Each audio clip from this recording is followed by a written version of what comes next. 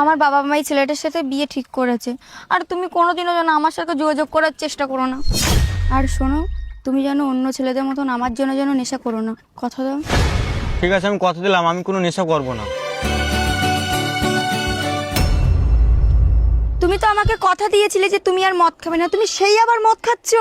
আরে পাগলি, তুমি আমার ভুল বুঝো না। আমি ছেলে হয়ে যদি মদ না খাই তা ছেলেদের বদনাম হয়ে যাবে না? আচ্ছা বাদ দাও, হঠাৎ করে ফোন করে ডাকলে কেন তুমি আমাকে? আমি সব বলছি, তুমি 2 মিনিট এখানে বসে, আমি চিপসটা নিয়ে আসছি। ও যতক্ষণে আসছে ততক্ষণ আমি একটা সেলফি তুলে নিই।